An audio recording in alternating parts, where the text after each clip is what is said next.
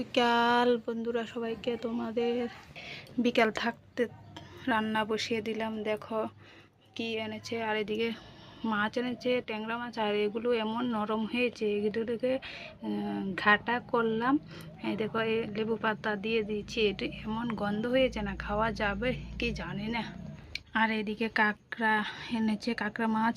ওই দেখো কাঁকড়া ছোটো পাগুলো পেটে দেব। আর এদিকে কাঁকড়া দিয়ে কুমড়ো আর আলু দিয়ে রান্না করব।